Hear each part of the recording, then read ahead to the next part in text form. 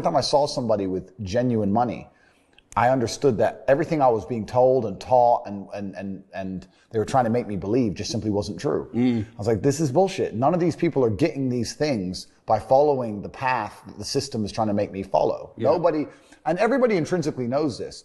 If you go to if you're at a BP, you're at a petrol station, and I pull up in my Lamborghini, nobody goes, wow, he went to school. Yeah. He studied hard. Right. Do they fuck? They're like drug dealer, gangster.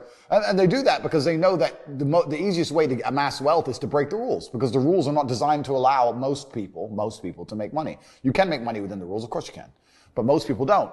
Most people who follow the path work, consume, die. That's it. Yeah. I know for a fact when I talk about how the world works, and people say, but why would the people in charge do that? And I say, because they view you as scum. And the reason they view you as scum is, I can say this, and I'm not saying this in a horrible way. I'm from a council estate, right? I came from absolutely nothing. And I'm now at my position in life, and I know how hard I've worked.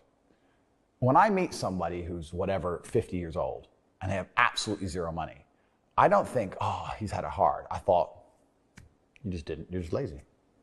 Your sympathy disappears after a certain amount of time. When you pull it off, yeah. You've pulled it off, I pulled it off. When you've been through X amount of shit to pull it off, and everyone's just coming out with excuses all the time, sympathy vanishes.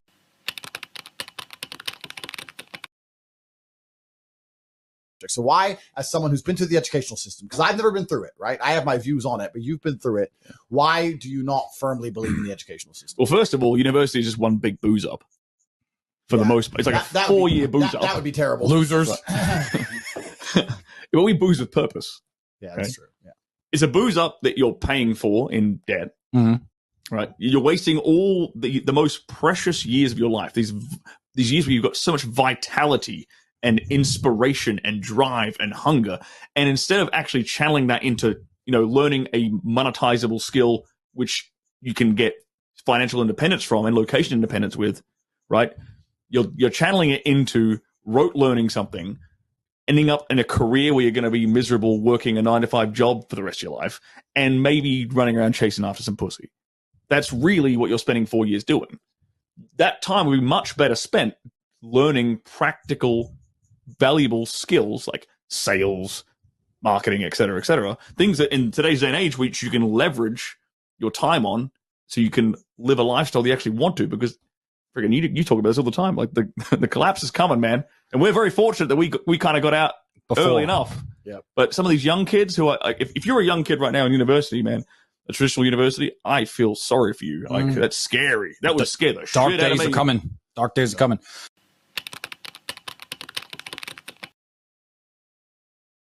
I'm not a fan of the traditional education system. I think it's actually a complete scam through and through. I think it failed long ago. I'll give you a simple test. If you're a parent watching this, test something. Next time your kids go to school, when they come home, say, what did you learn today? And you know what the kid will say? Nothing. Yeah. That's what they'll say. They'll tell you. And you go, no. Tell me something you learned today. And they'll say, well, I went to math. Okay, that's fine. What did you learn today? Show me the math equation you did. What did you learn today? They can't answer. Yeah. The kid can't answer it. So you have days of nothing compounded into one big nothing. So the most important lessons children are learning in school actually come from their friendship groups. Yeah. Whether they're getting bullied, whether they're getting picked on, sociodynamics, how to talk to girls. That's what you're learning in school now. Yeah. So I'm saying, why don't you just cut out the propaganda and bullshit and put your kid into extracurricular activities? Why don't you put him in a boxing gym? Put him in a debate class. Put him in a speaking event. Why don't you do all those things? He still learns to get along with everybody. You get to get rid of all the fucking social bullshit programming they're trying to put into your kid's mind, and you get to have more control over what your child's learning. I seem to identify this terribly destructive thought pattern in people where they seem to believe that their enemies will have mercy on them at some point. Right.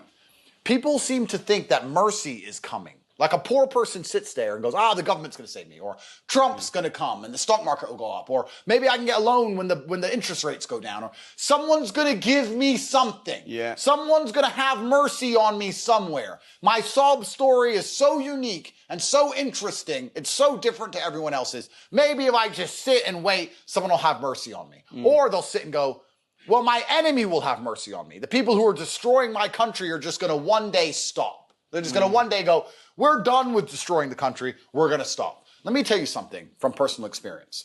Your enemies never give you mercy.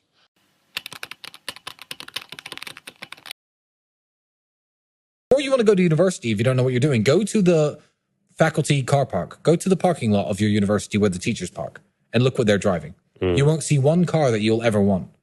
Ever. So these are the people who are teaching you. These are the people who you're listening to. So you'd advise those people who aren't sure about going to university to not go to university. If you're not sure, don't go. Yeah. If you're not sure, don't do it.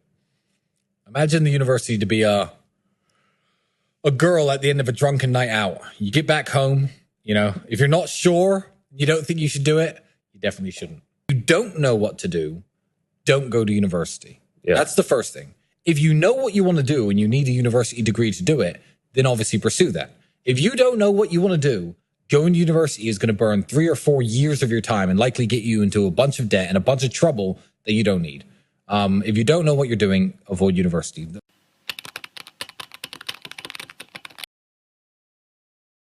idea of just living an okay life just sounds so terrifying to me that the freedom to fail over and over again is still more fulfilling to me. At least it feels like it's real than walking through kind of on autopilot. And so I think that's a lot of the choices that other people make that seem insane to me now, but didn't seem insane to me a decade ago. You know what I mean? I think it's just like, as you practice taking more agency, taking more responsibility for the decisions, then you just get better and better at it. And then it just seems more and more ridiculous. They're like, I just can't quit my job. And you're like, why? Like, no, physically, why? Like,